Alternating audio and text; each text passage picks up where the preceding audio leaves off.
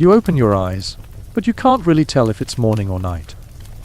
The air around you is so thick with soot and smoke that the sun itself looks shy, peeking through only as a weak yellow smear above the rooftops.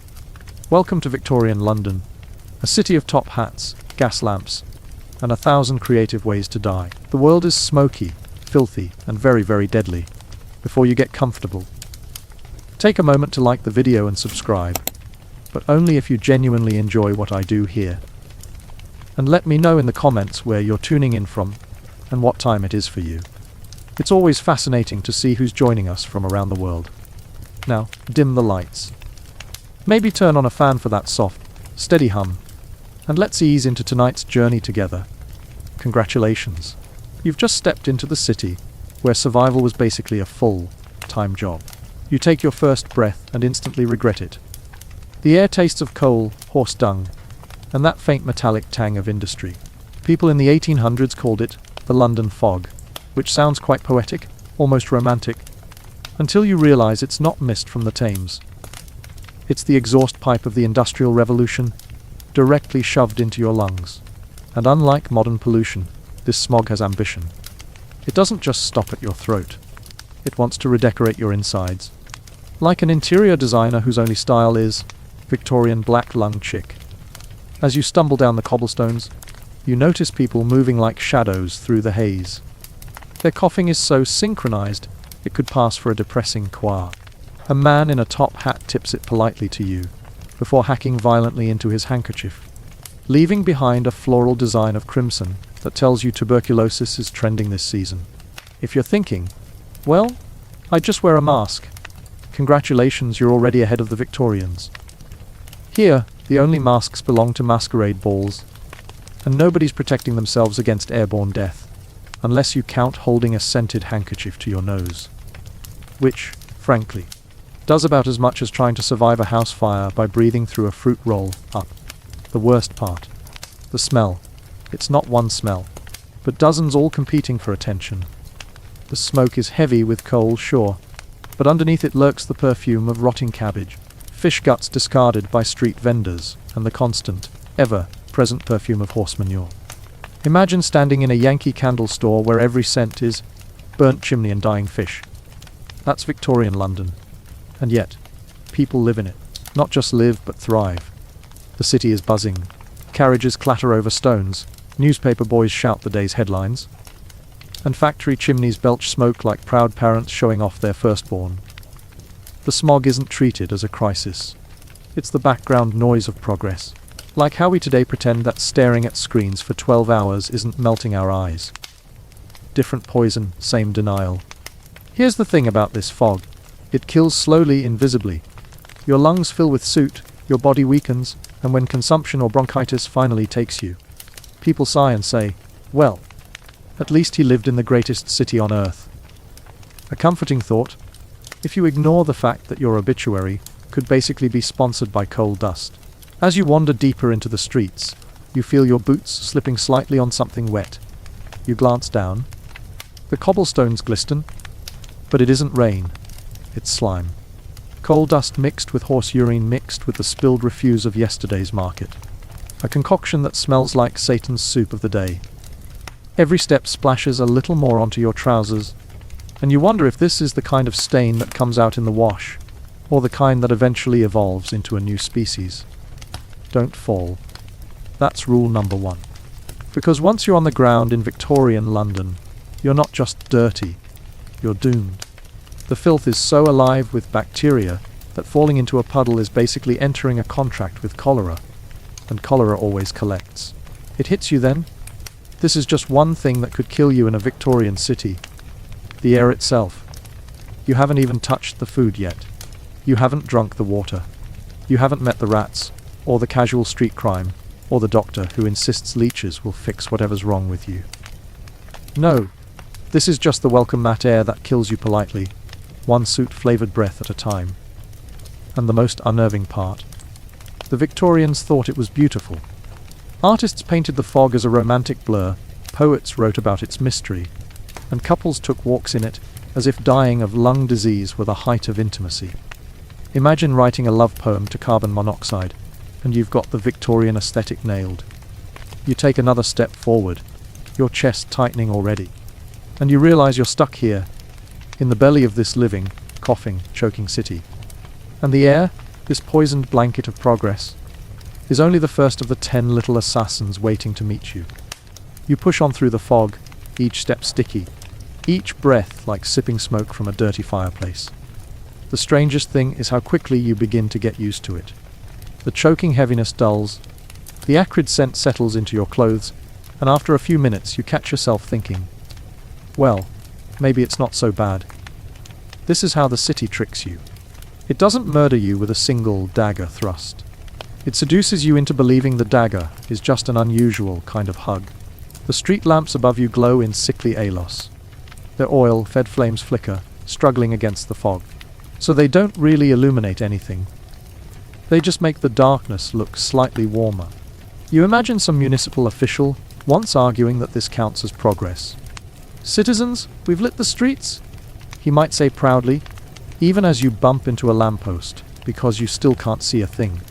A carriage rattles past, the horses' hooves clattering, their nostrils puffing clouds that vanish instantly into the bigger cloud of coal and soot. The driver shouts something muffled by the fog, and you swear the sound itself feels damp, like even noise can't travel properly here.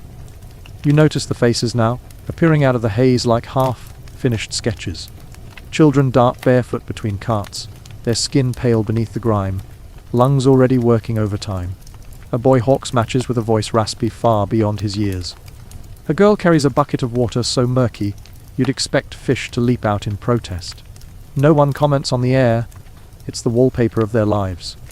To them, you're the oddity, coughing like an amateur while they glide through death's perfume with the ease of veterans. And then, drifting toward you, comes music. A violin, scratchy but determined, rising above the coughs and clatter. You follow it like a moth, drawn to sound that isn't choking or hacking. At the corner, a man in a frayed suit plays with his eyes closed, bow dancing over strings as though the fog is a grand opera hall, and not, in fact, a giant industrial ashtray. A tin cup sits at his feet. You drop a coin in. He nods without opening his eyes. He's probably blind anyway. Half the city is, whether from coal dust or disease. The music lifts you for a moment, but then a gust of wind pushes the smog aside, just enough for you to glimpse the reality beneath. Across the street, a woman doubles over, hacking until she spits something dark into the gutter. A child pats her back, though his own chest rattles like a broken bellows. They don't pause long, just keep walking, as if coughing up a piece of your lung is as routine as tying your shoes. By now your throat feels raw, your lips taste metallic, and there's a heaviness pressing on your ribs as though you've inhaled more iron than oxygen. You wonder, briefly, how the Victorians described this feeling. Did they know it was slow suffocation? Or did they think weakness and fatigue were simply part of living in a great modern city? Doctors at the time had a variety of theories, most of which involved words like miasma and vapors. Vague enough to sound scientific, but also convenient because they required absolutely no solution. And truth be told, the smog was useful. Not just for hiding the general filth of the streets, but also for hiding crimes. Imagine being a pickpocket in this fog. Every move is covered, every escape just a few steps into invisibility. It's almost considerate, really. The air not only kills you, it robs you too. A true multitasker. A whistle pierces the gloom. Then another and another. A procession of men stomps into view. Police lanterns bobbing, each flame struggling against the choking haze. They push past you, heading for some unseen commotion. Their boots splash in the muck, and then they vanish again, swallowed whole by the fog. You realize that in this city, if something terrible happened right beside you, the world could pretend it never existed simply because no one could see it. That's the thing about this killer air. It doesn't just choke your lungs. It erases clarity, distorts the world. Murderers vanish, accidents disappear, and truths become rumors carried away in coughing fits. Victorian Londoners lived in a city where even sight could not be trusted. And if you can't trust your eyes, what safety is there in anything? You duck beneath a shop's awning, grateful for the illusion of shelter, though the air under here is just as foul. The shop window is coated with grime, but through it you glimpse a bakery. Loaves of bread sit on the counter, but even they look grey, as though the flour itself has been smoking a pipe. The baker notices you staring and waves proudly, his face slick with sweat, his shirt collar darkened with soot. You wonder how many customers ever notice the ash baked right into the crust. Probably none. Probably they consider it a seasoning.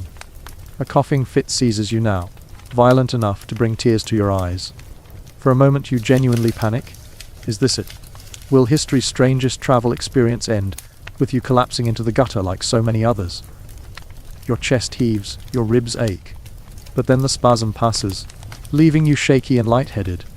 Around you, nobody even pauses. They simply step around you, as though your struggle is as ordinary as a horse clopping past. It dawns on you that in Victorian London, dying in the street isn't an event. It's Tuesday. Still gasping, you press on, weaving through figures that appear and vanish in the fog like ghosts. A man selling roasted chestnuts waves his tongs at you, the smoke from his cart indistinguishable from the smog around it. He grins, revealing teeth that look like they've been personally vandalized by coal dust. The chestnuts smell tempting, warm and nutty, until you remember how many rats probably skittered across his cart last night. You politely decline. Up ahead, the road slopes downward toward the Thames. You follow the flow of people, curious, desperate for fresh air. But the moment the river comes into view, you know you've made a terrible mistake. The fog lifts just enough for you to see the water. Black, oily, bubbling with things that shouldn't bubble. The stench slams into you like a physical wall, and you understand why Londoners call it the Great Stink. Imagine a giant cauldron, where someone has been boiling sewage, dead animals, and perhaps the occasional unlucky drunkard. That's the Thames. Your lungs scream for oxygen, your nose begs for mercy, and you realize, with dawning horror, the air wasn't even the worst of it. And here, teetering on the embankment, eyes watering as the river of rot gurgles below, you understand the cruelest truth of all. In this city, the thing most likely to kill you isn't always the thing you can see. Sometimes it's the thing you're forced to drink. The Thames gurgles like it's alive, which in a way it is. Not in the beautiful, life-giving sense, but in the horror, movie sense of being alive with bacteria, sewage, and the occasional floating pig carcass. The smell hits you so hard that for a moment you forget about the choking air behind you. Compared to this, the smog was practically perfume. A woman in a bonnet walks past, with a basket of laundry balanced on her hip. She doesn't flinch at the stench, doesn't even slow her pace. She's humming as though she's strolling through a rose garden. And you realize that's the most terrifying thing about this city. You can get used to anything, even poison. The human nose eventually surrenders, rolls over, and says, "Fine, this is normal." You lean against the stone embankment, trying to breathe through your mouth, which only makes things worse. The air tastes like liquid rot. Behind you, two dock workers laugh over a private joke, passing a tin flask between them. You pray it's gin, because if they're drinking river water, you don't want to know what's inside that flask. The fog rolls back in, curling across the river until water and air merge into the same suffocating grey. Shapes emerge and vanish, barges carrying coal, small rowboats ferrying goods, a dead dog bumping gently against the embankment before floating on. No one comments. Londoners have mastered the art of not seeing what they can't fix. You climb the stone steps back into the streets, and the smog welcomes you like an old friend you desperately hoped not to see again. Your lungs burn, but at least the smell of sewage fades into the background. You begin to understand the cruel balance of this city. The air kills you slowly, the river kills you quickly, and the people simply walk between the two, hoping today won't be the day their number is called. Somewhere above, a church bell tolls, muffled and mournful in the fog. People cross themselves automatically, but no one looks up. Religion is another wallpaper here, always present, rarely questioned. Mostly used as a way to explain why your neighbor died coughing in his sleep. You wander deeper into the maze of alleys, narrow lanes hemmed in by tall brick buildings that lean ever so slightly, as though conspiring to collapse on you. Clotheslines crisscross above, dripping with laundry, but judging by the air, will never actually smell clean. The fog thickens until the world shrinks to a few square feet of vision. You can hear footsteps but not see the people. You catch fragments of voices, laughter, coughing. It feels like being inside a dream, or perhaps a nightmare. Then, suddenly, you bump into someone solid. A man in a ragged coat, his hat low, his eyes sharp. His hand lingers near your pocket a little too long. Congratulations. You've just met London's most common profession after coughing enthusiast, the pickpocket. He flashes a grin, revealing teeth that would make a dentist faint, and then he's gone, swallowed by the fog. You instinctively check your pockets. Miraculously, everything's still there, for now. But the encounter rattles you. Not because of the theft, but because it confirms something you've been suspecting in this fog. In this city, you're never truly alone. Shadows glide around you constantly, watching, waiting. And the air itself feels like a co-conspirator, hiding them until the moment they want to be seen. A sudden cry pierces the haze. High, desperate, human. You follow the sound, stumbling through the gloom until you find a small crowd gathered around a collapsed man. He's on his knees, gasping, clawing at his chest as though he could dig out the suit with his bare hands. His face is grey, not from the fog but from something deeper, internal. People murmur. Asthma? Consumption? Weak lungs. No one helps. They just watch, shrugging with the weary resignation of people who have seen this 100 times before breakfast. The man finally falls forward still. A woman, maybe his wife, maybe just another passerby, kneels to close his eyes. The crowd disperses before the body has even cooled, each person melting back into the fog. You stand there, frozen, waiting for someone to shout or call for a doctor, but no one does. The city has no time for individual tragedies. It devours them and moves on. You realize then that the air itself isn't just killing people, it's killing empathy. When every day is steeped in smog, every breath a battle, you stop mourning the fallen. You simply keep walking, grateful it wasn't you this time. That might be the cruelest poison of all. You move on shaken, the fog curling around you like a shroud. Somewhere in the distance, laughter drifts through the gloom. Shrill, manic, too loud. Drunkards spill from a tavern door, their silhouettes staggering in every direction. The warm glow from inside spills out for a moment, revealing faces flushed with gin and smoke. Then the door slams shut and the fog swallows it whole again. The laughter echoes until it sounds less like joy and more like madness. Your throat burns now. Each inhale is a scratch, each exhale a weight. You wonder how long you could actually survive here. Days? Weeks? Already your head feels light, your body sluggish. You imagine what it must have been like for children, growing up with lungs full of smoke, before they even learned to spell their own names. Most didn't make it past 20. Those who did were old before their time, faces lined, bodies worn down by invisible bricks stacked on their chests. And yet, somehow, life thrived. Theatres staged plays, markets bustled with trade, lovers met in the fog to whisper promises.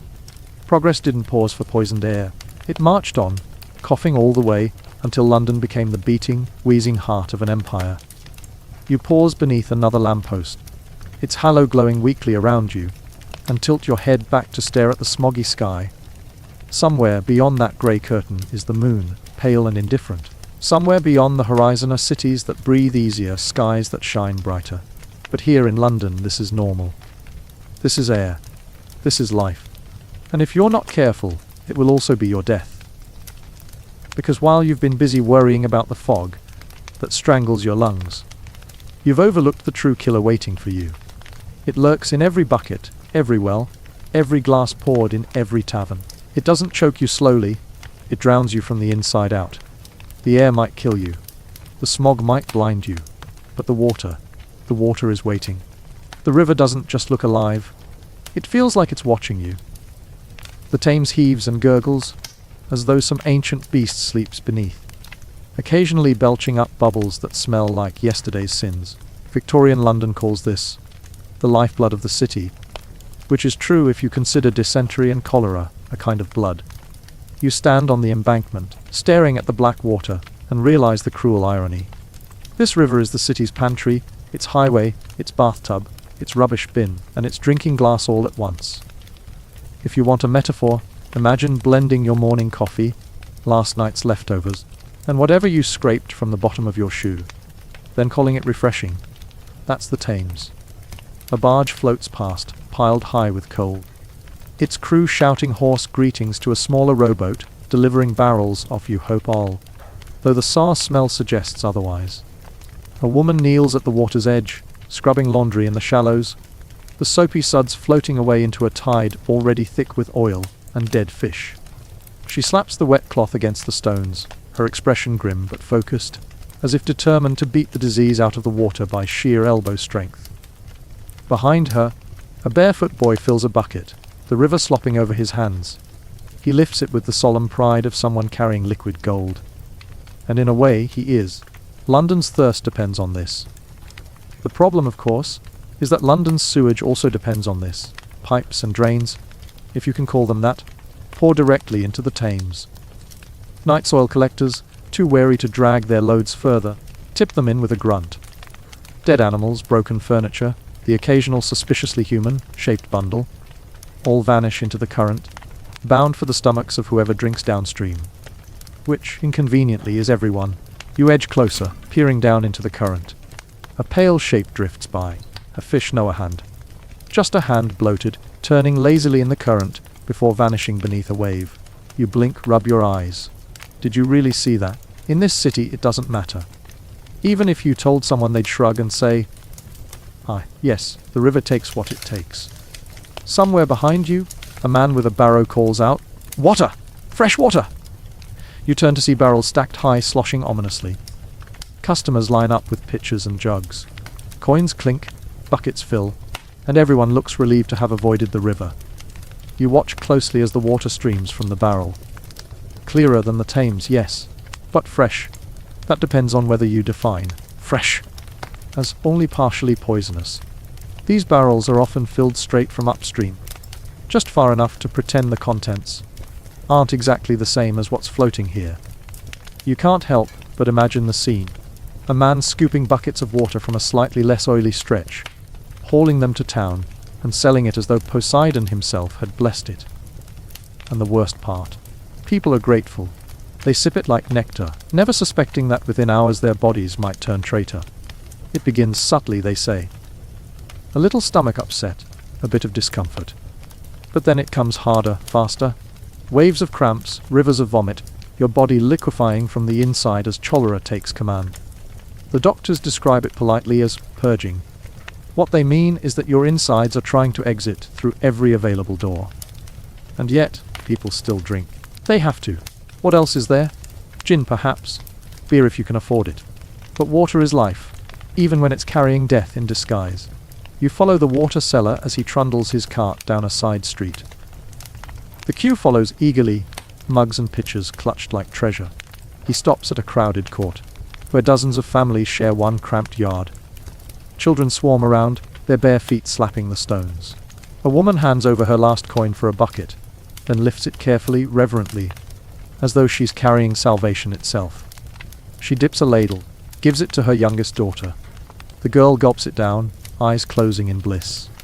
And you want to scream, to tell her mother that this isn't salvation.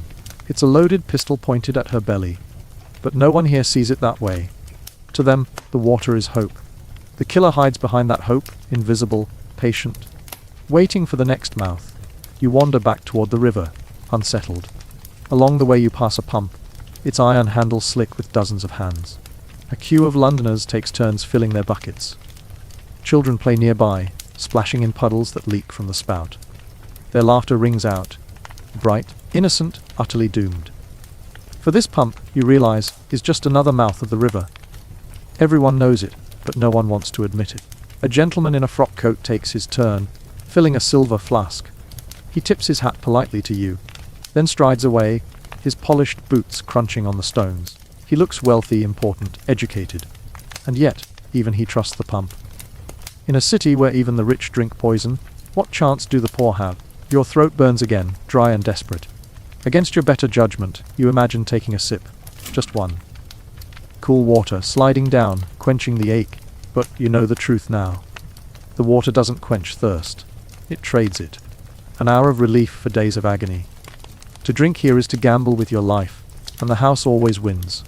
The Thames gurgles behind you, mocking. And somewhere deep in your gut, you feel the first twist of fear.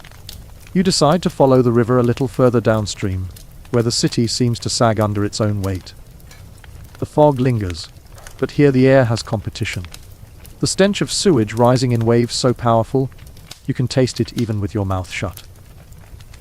This is the stretch where the drains empty directly into the Thames, iron pipes jutting like open wounds in the stone embankments. Brown sludge gushes from them with cheerful regularity, as though the city is proudly feeding its river like a favoured pet. A man in patched trousers trudges past with a bucket on a yoke. You watch him pause at the water's edge, dip the bucket, and heave it up.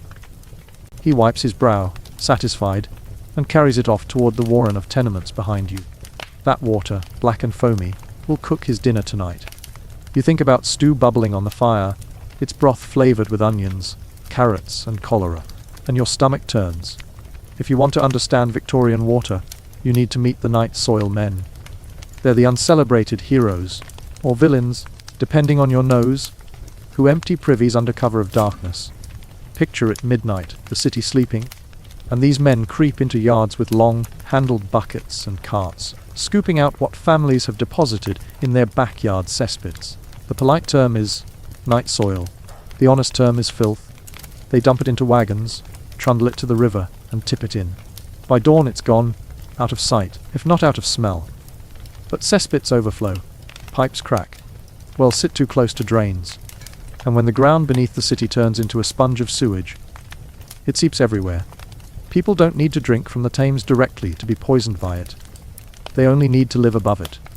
As you walk, you notice a public notice nailed to a wall, CLR, PR Veteran. The print is bold, but the advice is vague. Keep your homes clean. Avoid miasmas. Miasmas? That's the favorite word of the day.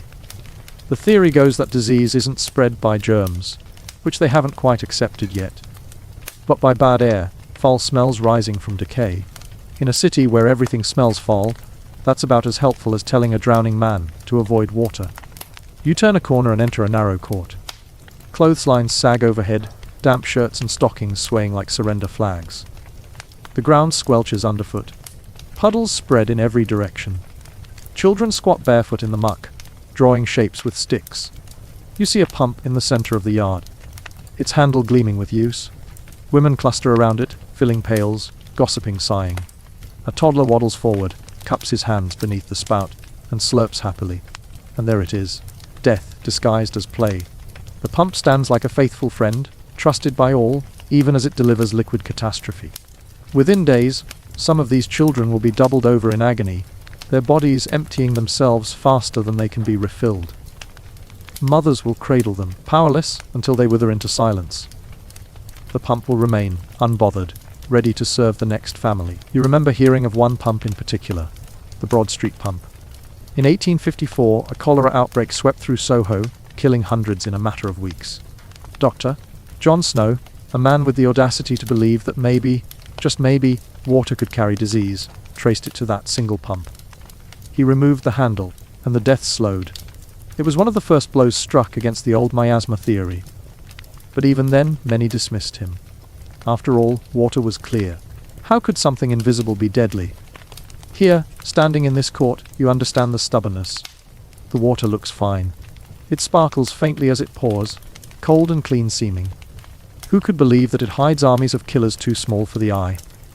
Better to blame smells, or fate, or divine punishment, than to accuse your daily drink of betrayal. The crowd disperses, each woman balancing her pail. You follow one up a stairwell into a tenement. The hall is dark, the air hot and damp, walls weeping with mildew. She enters a single-room home where 6 people sit around a fire. She pours the water into a pot, adds potatoes, a scrap of meat, and sets it to boil. The family leans close, eyes bright with hunger. You want to shout, to knock the pot aside, to tell them it's poison, but you know how they'd look at you, like you were mad. Water is life. Who could live without it?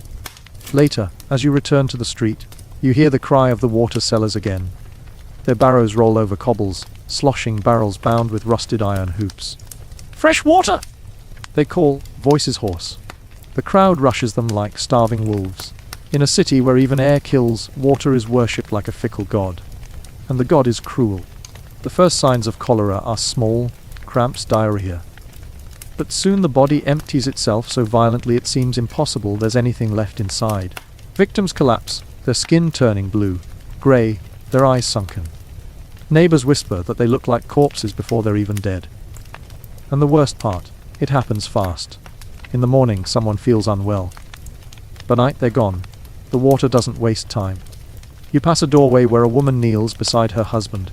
He lies on the floorboards, trembling, lips cracked. She dabs his forehead with a rag, muttering prayers. A bucket of water sits beside her. She dips the rag again, wrings it, wipes his face. He groans, swallows. She holds the bucket to his lips. He drinks greedily, desperate. You know what she doesn't? Each sip is another nail in his coffin. And yet, how can you blame her? If someone you loved begged for water, wouldn't you give it? Wouldn't you trade reason for mercy? That's the cruelty of cholera. It hides in kindness, disguises itself as relief, turns care into a weapon. The air presses on you again, heavy with smog. The ground seeps with sewage. The water sparkles deceptively in its buckets and pumps. You realize you're trapped in a city where the elements themselves have turned hostile. Fire burns coal into poison. Air clogs your lungs. Water betrays your trust. Even the earth beneath your boots oozes sickness. A bell rings in the distance, slow tolling. Another death. You imagine the family inside, gathered around a body still warm, wondering how quickly the disease will leap to them. They'll still drink tomorrow. They'll still pump, still pour, still swallow. What choice do they have? You retreat once more to the river, its surface oily, catching what little light filters through the fog. Barges drift by. The city hums and coughs, and the Thames, ancient and indifferent, keeps flowing. It doesn't care who lives or dies. It carries waste to the sea, corpses to the tide, and cholera to every mouth that dares to drink. You inhale deeply and regret it instantly. The smog claws at your lungs. Your throat burns. Your lips are cracked with thirst. You want a drink more than anything. And for the first time, you understand how someone could look at this black river, close their eyes, and cup their hands anyway. Because thirst is louder than fear. The Thames was always dirty. Everyone agreed on that. But in the summer of 1858, it achieved a sort of apocalyptic fame. Imagine heat pressing down for weeks without mercy, the air like hot tar, every breath sticking to your throat. Now imagine the Thames, swollen with centuries of sewage, human waste, horse droppings, tannery offcuts, brewery dregs, dead dogs, cats, the occasional pig. All of it baking under a furious sun. The newspapers called it the Great Stink. Parliament called it unworkable. Members sat sweating in their chambers, just a stone's throw from the water, gagging on the stench. Curtains soaked in chloride of lime did little to help. Imagine politicians debating laws, while literally holding scented handkerchiefs to their noses, eyes watering, stomachs turning. If ever a river bullied a government into action, it was the Thames in 1858. But before it became a historical punchline, the stink was terror. Londoners fled riverside neighbourhoods. People muttered that the air itself carried cholera. Curtains stayed closed, windows nailed shut, rooms suffocating with heat. Mothers clutched babies against their damp chests, fanning them with newspaper scraps, praying the foulness would pass over their homes. The stink didn't discriminate. The rich and the poor alike gagged on it. Carriages rattled faster along the embankment, horses snorting, passengers clutching posies of lavender or vinegar, soaked cloths. Even Queen Victoria shortened her river excursions. If the sovereign herself avoided the Thames, what chance did the rest of the city have? Still, people kept drinking. They had no choice. Water companies drew directly from the river, pipes plunging into the filth like straws. The same current that carried offal from slaughterhouses and excrement from tenements was siphoned back into homes labelled as fresh supply. And the word fresh is doing Olympic level gymnastics there. You wander toward a riverside pub. Its windows are open, and the smell inside is almost an improvement. Stale ale, sweat, damp wood. Men crowd the counter. Tankards raised. One slams his drink down and belches, declaring, "Nothing kills the taste like gin." The others laugh, clapping shoulders. But the truth is clear. Spirits aren't just for merriment. They're a defense mechanism. Beer and gin are safer than water, boiled in the brewing, too strong for cholera to hitch a ride. That's the twisted irony. In a city racked by disease, alcohol is the cleaner option. Children sip small beer. A weak brew safer than the pump. Housewives lace recipes with gin, not just for flavor, but for survival. Somewhere, a preacher is railing against drunkenness while sipping his own diluted ale. Blissfully unaware that temperance might be deadlier than sin. You step outside and the heat smothers you again. Across the street, a funeral procession wins its way past. Black plumes nod on the horses' heads, the hearse polished and somber. Behind it shuffle family members, pale and broken, their Sunday best clinging damp to their skin. The coffin is small, child-sized. You don't ask how many they've buried this month. You don't need to.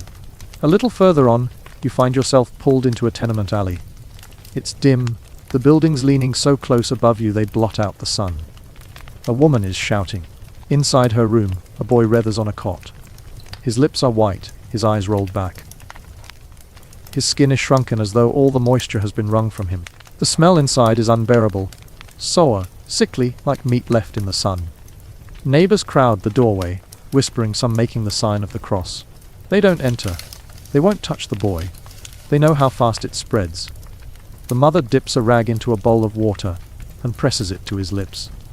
He swallows greedily. You want to scream. Don't give him that. It's the very thing killing him. But the words choke in your throat. Because in this moment you realize something sharp and cruel. You can't ask people not to drink water. You can't demand they stop doing the one thing their bodies cry out for every single day. You can't fight thirst with logic. You stumble back into the street, the image of that boy burned into your mind.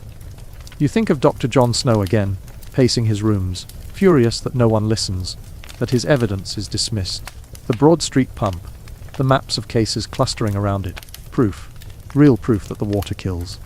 Yet the city clings to the miasma theory like a comfort blanket. Bad air is easier to blame. Smells you can point to, germs you can't. The great stink forces Parliament's hand. By autumn, they commission Joseph Bazalgette to design a new sewer system. Miles of brick, lined tunnels to carry waste away from the city instead of into its veins. It's a project that will take years, fortunes, and an army of labourers. But standing here in 1858, you wouldn't know that. All you know is that the river still reeks, death still seeps from pumps and pipes, and families still line up with their buckets, blind to the killers they carry home. As dusk settles, the fog thickens again, golden with gaslight, threaded with soot. You cross a bridge and pause halfway, looking down.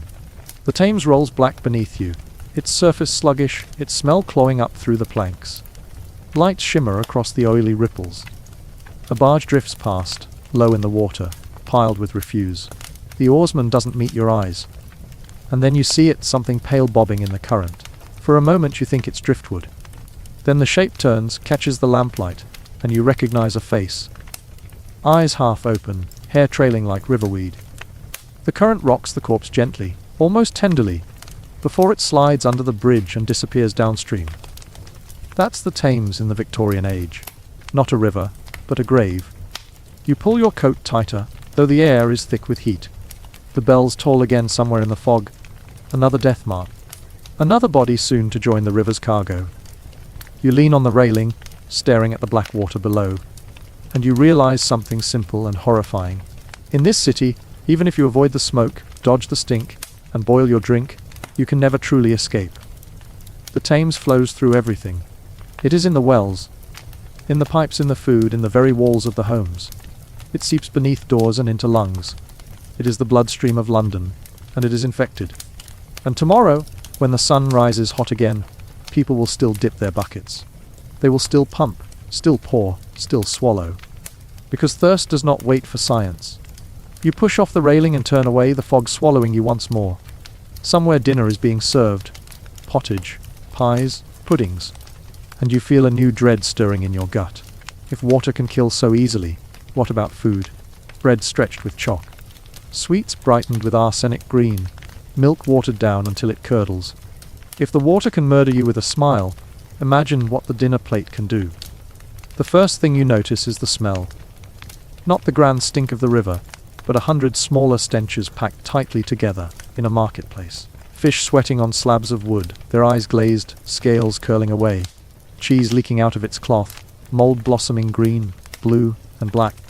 like an artist's palette left too long in the sun. A stall of fruit that is technically apples, though by now they look more like shriveled fists, spotted and half-rotten, and bread everywhere. Tall stacks of loaves, their crusts flour dusted, hiding secrets beneath their golden skins. You stand shoulder to shoulder with Londoners, jostled by elbows, prodded by baskets, serenaded by vendors bellowing promises of freshness you know are lies. A butcher waves a cleaver, red apron glistening.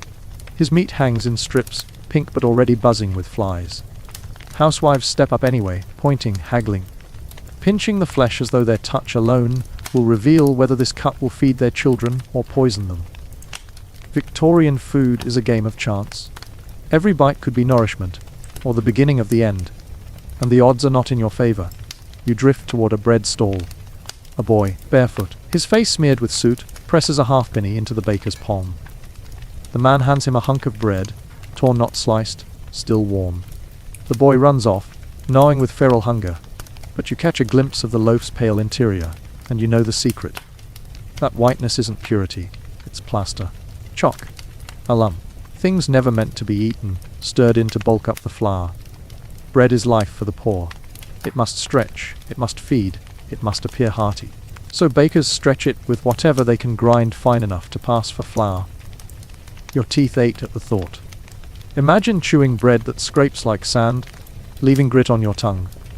Alum stiffens it, chalk makes it bright. Even powdered bones sometimes sneak in.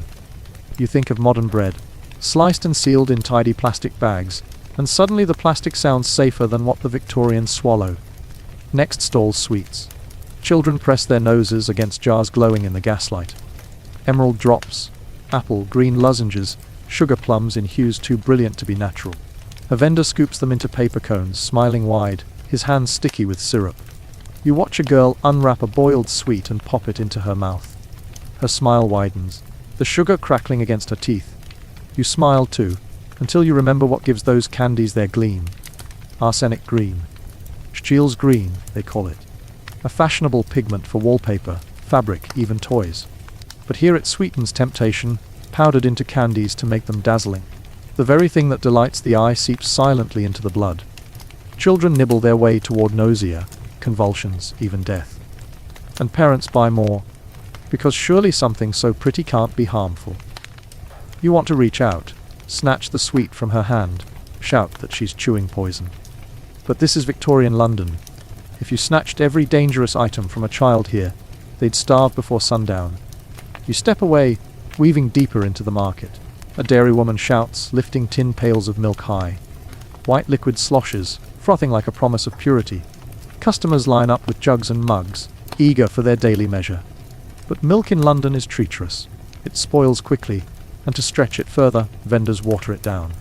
The result, milk as thin as rainwater, and then to whiten it again, chalk, sometimes plaster, sometimes even lead powder. You don't want to imagine the taste. It's less like cream, more like sucking on a paintbrush. And there's worse. London's dairies, pressed for supply, rely on swill milk. That's a polite name. In truth, cows are tethered in cellars, fed on hot brewery mash. Their bodies diseased, udders swollen, milk streaked with pus and blood. And it all pours into jugs, and into the mouths of infants. Babies sicken, mothers weep, and milk sellers shrug, already filling the next measure. You rub your stomach. You're starting to feel queasy, though you haven't eaten a bite. But hunger in this city is sharper than fear. You let yourself be carried by the crowd toward a pie stall. The smell is intoxicating. Hot crust, pepper, meat juices bubbling inside. The vendor slices a wedge and passes it to a customer with a wink.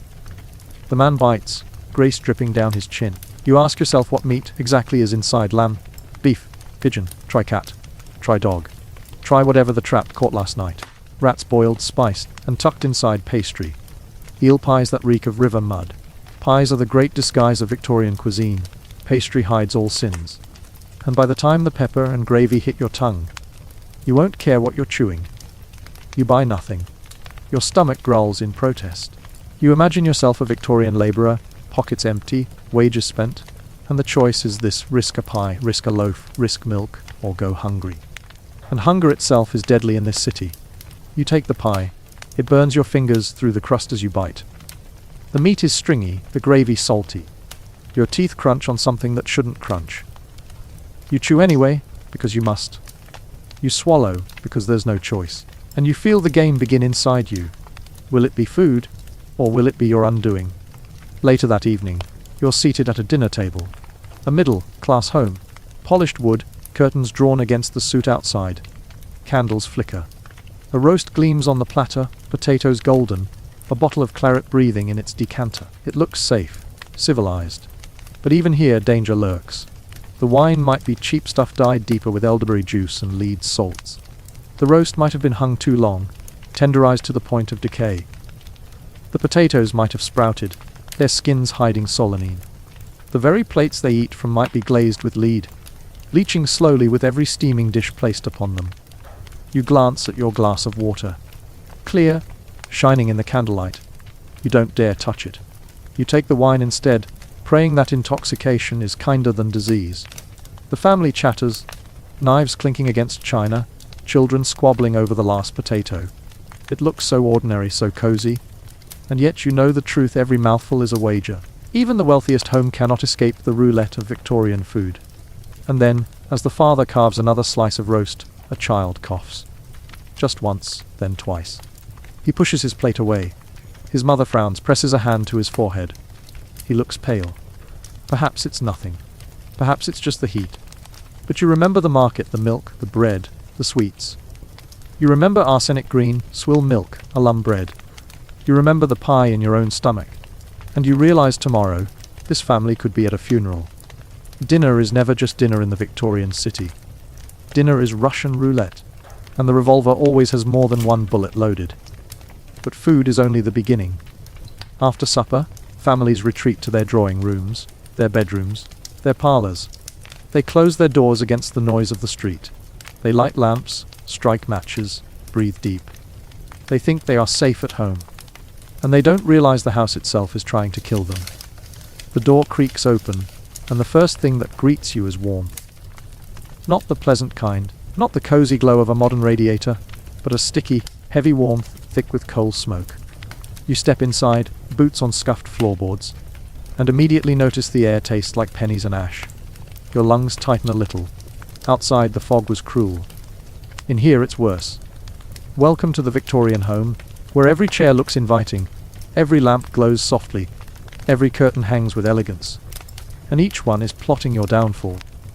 The family welcomes you with smiles. They've just finished dinner, and are settling into their evening. Father loosens his waistcoat and lights a cigar. His children roll marbles across the rug. Mother sits in her chair by the fire, needlework balanced on her lap. It looks so ordinary, so safe, so domestic. That's the trick. A Victorian home is a polite assassin. It kills with patience and with charm. You lower yourself into a chair. It feels solid, dependable. The upholstery smells faintly of dust and polish. But beneath your fingertips the fabric gleams faintly, dyed in a bright green pattern. Rich, fashionable. Shields green again. Yes, the same arsenic pigment from the candy stall, only now it's not in your mouth. It's in your parlor. The wallpaper behind you glows with it, a shade so vivid it looks alive. The Victorians adored this color. They thought it meant refinement. They pasted it over their walls, wrapped it around their cushions, draped it over their curtains. They didn't realize that with every humid night, every firelit evening, the arsenic in the wallpaper dusted into the air, into their lungs, into their children's mouths as they played. So when the little boy sneezes beside you, scattering marbles across the rug, you know it isn't the weather. It's the wallpaper slowly dismantling his body from the inside. Your eye wanders to the rug itself, a deep pile that muffles the sound of footsteps. Luxurious, but the dyes are chemical, heavy with lead, mercury, and chromium. The fibers hold soot, spit, and disease like a sponge. Every child that sprawls on it, pressing cheek to the floor as they build towers of blocks, is pressing cheek to a toxic swamp. More light? Father calls, and Mother obliges. She leans forward to strike a match against the table. You watch the flame flare, the sulphurous tang sharp in your nose. She touches it to a lamp, an oil lamp, glass chimney trembling with heat, paraffin sloshing inside. The wick hisses, then steadies. A soft glow fills the room, lovely. Until you realize how quickly one tipped lamp, could engulf this entire house. Paraffin burns fast. Curtains are thin. Floorboards creak dry as tinder. The Victorians lived in tinderboxes disguised as houses. Fires didn't politely wait for an emergency exit plan. One cough, one stumble, one knocked lamp, and this happy parlour would be a screaming inferno. But you don't say a word. You simply sit, hands folded, pretending to enjoy the light. You glance at the shelves, rows of books, cloth bound, smelling faintly of glue. You pull one down, curious. The spine cracks. The pages are heavy, thick with arsenical dyes. You replace it quickly, wiping your fingers on your trousers. Every possession here seems designed to harm. Even leisure is lethal. The children's toys. Painted soldiers marching proudly in tin. Their coats are bright vermilion, coated in lead. Dolls with rosy cheeks painted the same way. Each time a child licks a finger, bites a toy, sucks their thumb, they swallow just a little more lead. Slowly, steadily, innocence is poison. A cough rattles in your chest. The air here is thicker than outside. The coal fire is spitting. Every Victorian home burned coal, mountains of it. The smoke didn't simply vanish up the chimney. It curled back, leaked into the room, clung to curtains, seeped into lungs. Add the gas lighting, with its constant hiss, its faint whiff of sulfur and ammonia, and you realize the room is less a home than a gas chamber in slow motion. You try not to think about the bedrooms upstairs. You know what waits there? Beds piled high with blankets. Mattresses stuffed with horsehair or straw, crawling with lice. The sheets washed rarely, yellowing with sweat. The chamber pot tucked discreetly in the corner, filled, emptied, filled again. The wallpaper glows there too, gleaming green in the moonlight. At night, families breathe deep in their sleep, filling their chests with poison. If fire doesn't take them, the air will. But perhaps the most insidious thing about the Victorian home is how normal it all feels. Children laugh, parents sip tea. The cat curls by the fire. No one suspects the paint, the dye, the fabric, the lamp, the very air they breathe. Danger hides in comfort. The home is supposed to be a sanctuary. Instead, it is a conspirator. As you sit there, a knock rattles the door. A neighbor drops by, bundled in shawl and bonnet. She brings gossip, and she brings coughs. Consumption, they whisper. Tuberculosis. She doesn't know she carries it, but the air between you vibrates with her breath. One shared teacup, one cough too close, and the home itself becomes the incubator for yet another Victorian death. You sip the tea offered to you. It tastes faintly metallic, like the kettle has leached iron. The china clinks, delicate, patterned in blues that may well hold cobalt or arsenic. You set it down carefully, as if you're holding a weapon that might explode. The evening drags on. Shadows deepen. The fire smoulders. The family bids you good night. Climbing the staircase with yawns and laughter. You rise, stepping toward the door, relieved to feel the cold night air again. You glance back one last time. The parlor glows with its green wallpaper, the lamps flickering, the rugs swallowing dust. It looks cozy, inviting, deadly. You step outside and close the door. Behind it, the house waits. It will not strike tonight. It doesn't need to. It kills slowly, politely. The arsenic doesn't shout, the coal smoke doesn't scream. The fire doesn't roar until the very last moment. The Victorian home has patience. And patience is more dangerous than malice. You shiver in the night fog. Out here, the streets stink, but at least you can breathe. Inside, the poison is invisible. The choice is no choice at all in the Victorian city. Even your own home is your enemy. And tomorrow morning, when the family wakes, the children will play on the rug. The father will strike a match. The mother will sip her tea. And none of them will realize their assassin has already drawn the curtains for the day. The streets call you again. Darker, wetter, colder. But safer? Not quite.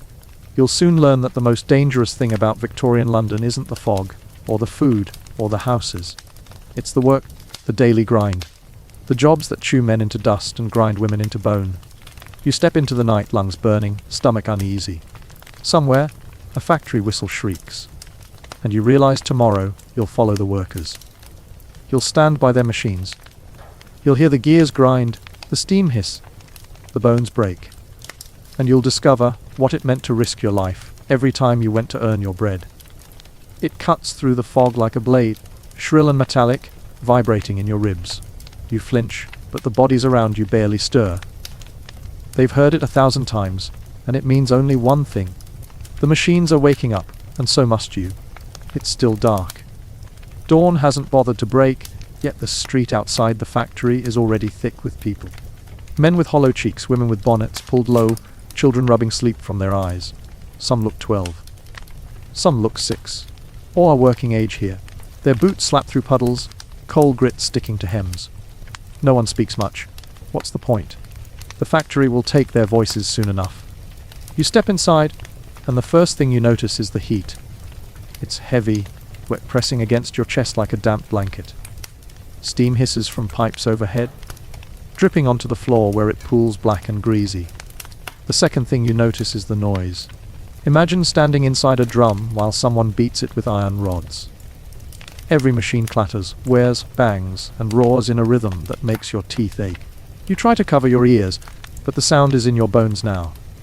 Welcome to the Victorian factory floor. Your guide, a foreman with a limp and a face like weathered ink, ushers you forward. He doesn't shout, but his lips move. You can't hear him over the machines. He points, and you follow. A loom slams its shuttle back and forth, spitting out a river of cloth. A steam press stamps sheets of metal, the edges glowing faintly red. Workers dart between gears and belts, their motions precise, practiced, desperate. They move like dancers with death. The girl at the loom can't be more than 13. Her dress is grey with dust, her hair tied back in a rag. She leans close, adjusting the threads, her fingers nimble. Too nimble. You realize why lose focus for a heartbeat, and the loom will eat them. The machines here don't forgive. They don't slow. They don't care. You hear stories whispered in the corners, of boys with missing hands, of girls with scalps torn clean when their hair caught a gear, of men crushed when a belt snapped. They aren't stories, they're daily statistics. You glance upward. The rafters drip with condensation. A haze of cotton fibers floats in the air, soft as snow. Pretty almost, until you breathe it. It scratches your throat, sticks to your lungs. The workers cough constantly, each one sounding like a saw cutting wood. Piscinosis, they call it. Brown lung. The factory doesn't just break bodies. It fills them, fibre by fibre, with suffocating death. The foreman leads you onward. You pass the match girls. They sit at benches pale as wax, dipping splints into yellow phosphorus. Their fingers glow faintly in the dim light. They laugh, they chatter, they sing. Girls always sing. But their jaws ache. You know what's happening. The phosphorus is seeping into their bones, rotting their faces from within. "Twassy jaw," they whisper. First the pain, then the swelling, then the bone turns black and crumbles. Their faces collapse. Sometimes they live. Often they don't. The smell is unforgettable, like garlic and decay. You turn away. The next room is hotter still. Here are the men stripped to the waist, hammering iron by hand. Sparks spit and flare, dancing like fireflies. The clangor is deafening. Their muscles ripple, sweat pours, but their eyes look hollow. The heat never leaves them. Their lungs fill with soot. Their backs break beneath the weight. If the hammer misses, if the iron snaps, it's not just injury, it's death. One slip, and a man is gone. And then, at the edge of the factory, you find the chimney boys. You don't want to see, but you do. The smallest children in the city, thin as broomsticks, faces black with soot. They climb into flues no wider than your shoulders, armed with brushes. Up they go, scraping, coughing, scraping more. You tilt your head back, watching a boy vanish into the dark shaft above. He's 7, maybe 8. His bare knees scrape brick, his chest heaves. He wriggles upward like a rat. If he slips, if he gets stuck, he doesn't come back down alive. Sometimes the sweeps light a fire beneath to force the boy upward. It works. Sometimes. The foreman doesn't pause. He drags you to the docks. The air here is different. Not clean, never clean, but saltier, sharper. Men haul crates, barrels, sacks of grain. They move in gangs, their bodies stooped, their backs twisted. Every load threatens to snap a spine. Dock work is survival roulette. You could drown, be crushed by cargo, be torn apart by winches. You keep moving because to stop is to starve. And then there are the mines. Oh, the mines. You descend into a shaft lit only by a trembling lamp. The air is thick, tasting of damp and coal. You stoop, then crouch, then crawl.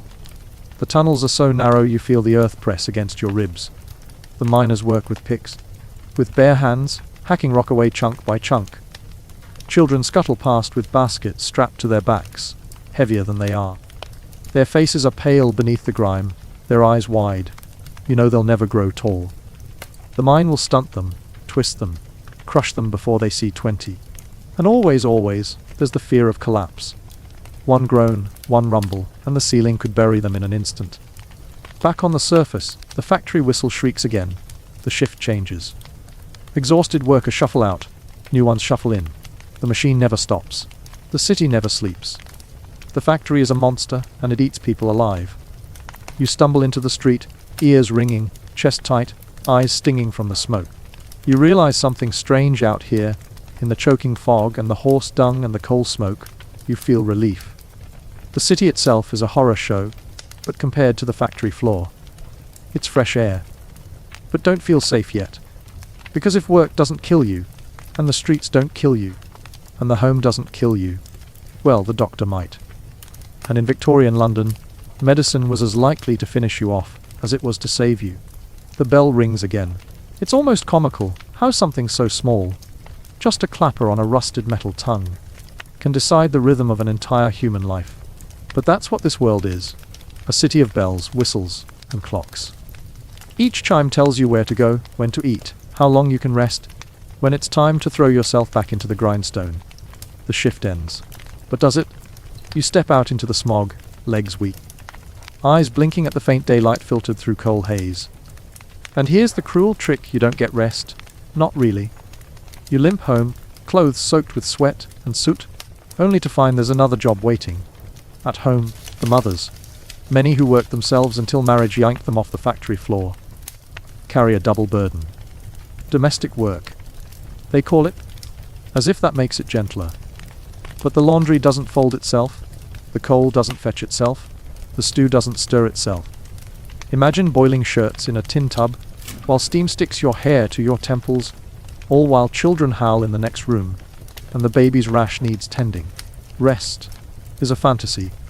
The factory merely hands you off to the home, like a relay race where exhaustion is the baton.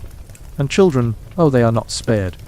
Those chimney sweeps you saw earlier, they're the lucky ones, if luck can be measured by the fact they usually died quickly from suffocation or burns. Other children spent 10, 12, 14 hours in cotton mills, crawling beneath moving machines to clean fluff and oil gears. Picture it, a boy on all fours in a blur of pistons, a hand wiping fast, too close, until the wear is replaced by a scream, cut off just as quickly when the gears pull him inside. The overseer sighs, curses, and shoves another child forward. The machine doesn't stop, and if you think the law protected them, think again. Before the Factory Acts, which dribbled out reforms at a snail's pace, there was no minimum age. A child of 5 could work if they could stand. And if they couldn't stand, well, perhaps they could sit and spin thread until their little fingers bled. Inspectors existed in theory, but in practice, many had their palms greased with coin. It's amazing what a blind eye can do when silver is pressed into it. The men had it no better, though their suffering wore different uniforms. Sailors, for example. The Royal Navy was glory on paper and hell on deck. Press, gauged from taverns and alleys, men were shoved aboard ships, where they scrubbed, hauled, and swabbed under the lash of an officer's whip. Salt sores festered, rations spoiled, and disease swept through cramped quarters faster than a rumour.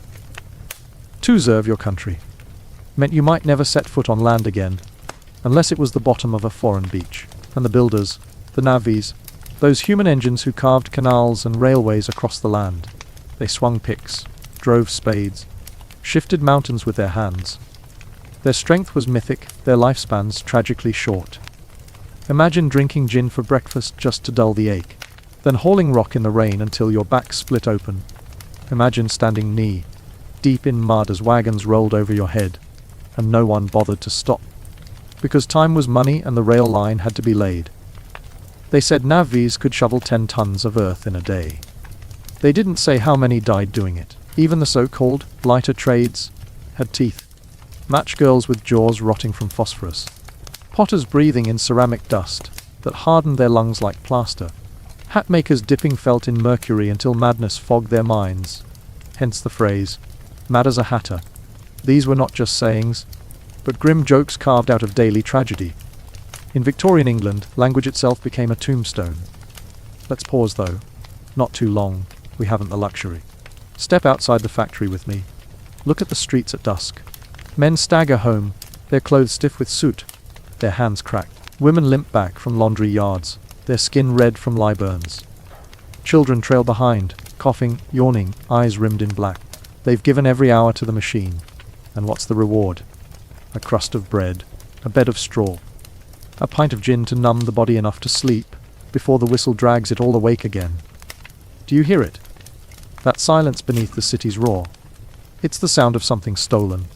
The laughter of youth, the rhythm of leisure, the very idea of freedom. Work was not what you did. It was what you were. It swallowed every corner of existence. If you were lucky, you worked until you died.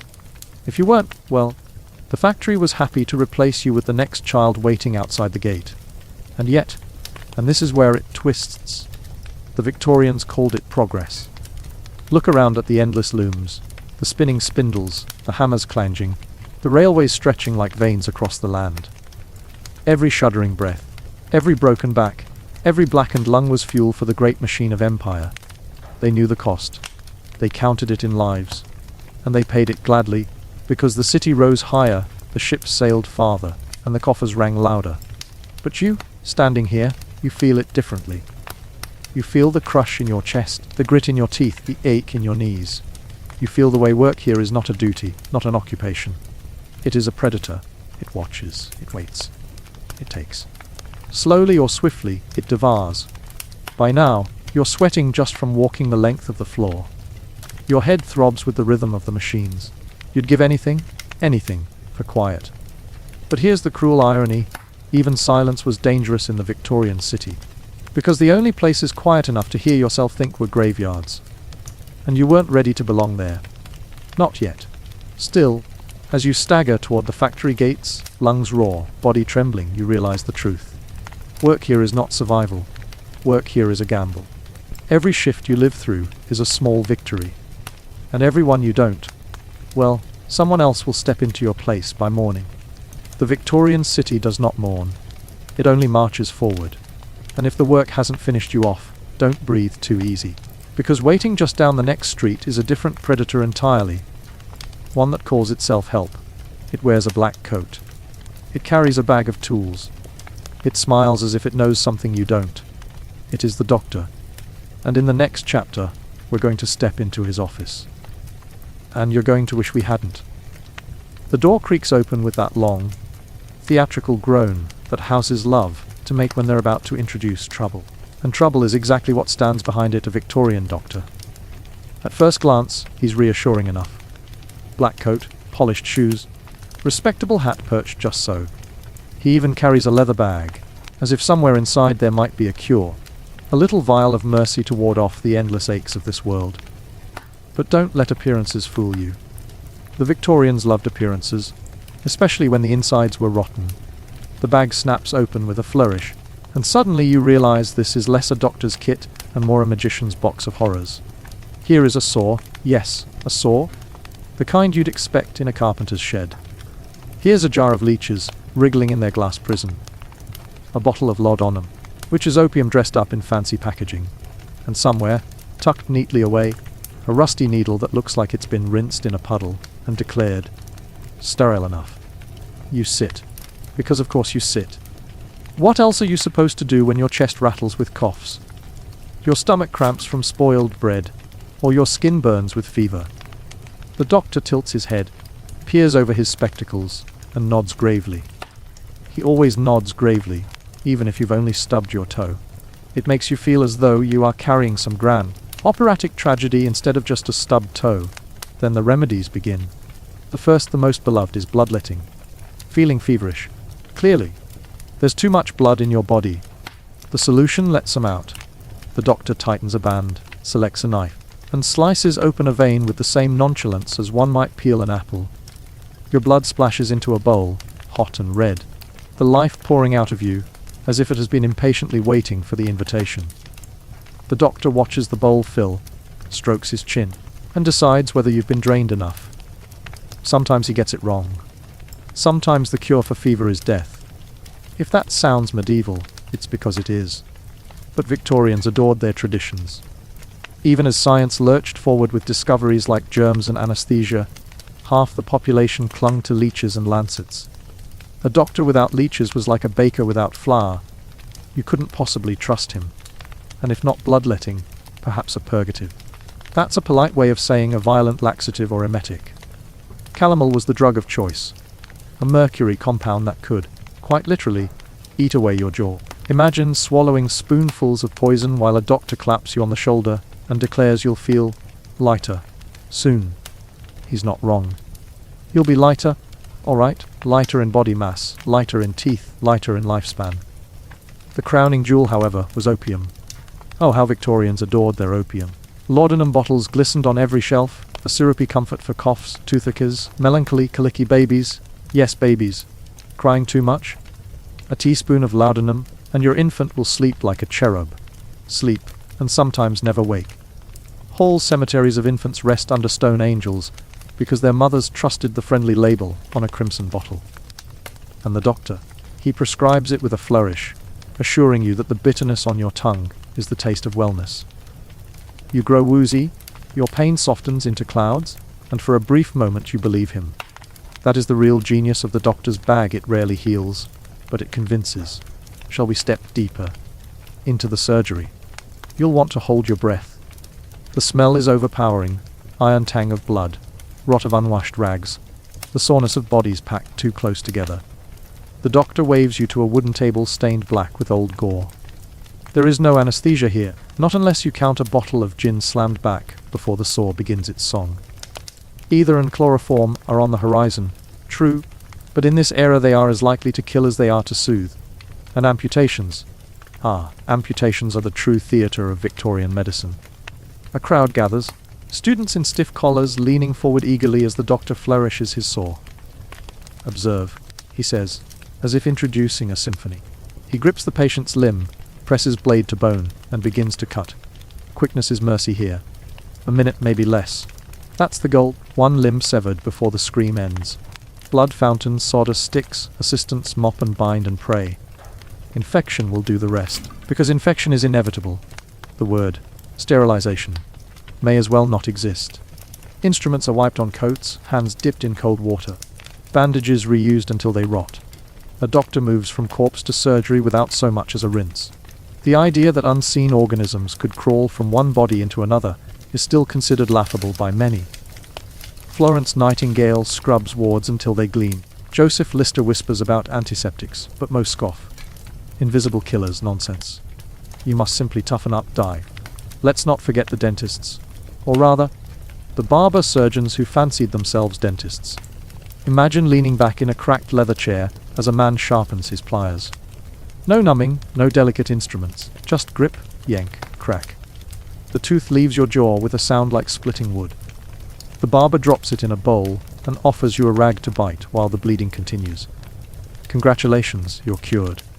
Never mind the infection setting in. Even psychiatry has its horrors. Melancholy, a touch of hysteria. The cure is often worse than the affliction. Ice baths, blistering, spinning chairs that whirl you until you vomit. Or perhaps a cheerful little procedure called trepanning, drilling a hole in your skull to let the bad humus escape. Nothing says wellness like a draft whistling through your head. And still, despite it all, the doctor is respected. More than respected, revered. He strides through alleys like a priest of flesh, dispensing tinctures and advice, confident that each death was simply fate's will. Families scrape together coins for his visits, desperate to show they've done something. And when the patient dies, as they so often do, the doctor sighs, removes his hat, and declares, "We did all we could." The grieving nod. They thank him. They mean it. That is the Victorian paradox. The doctor kills you, and you still call him saviour. And as you sit in his dim surgery, staring at the instruments gleaming faintly in the candlelight, you realize you've wandered into a peculiar kind of trap. The streets may choke you with filth. The factories may grind you into dust. But the doctor finishes what they start. The leather bag snaps shut. He tips his hat. He leaves, as confident as ever. You, however, are left trembling, wondering whether his visit has brought you closer to life, or closer to the grave. And as night settles, the city hums with a different kind of threat. The doctor was only one face of danger. There are others.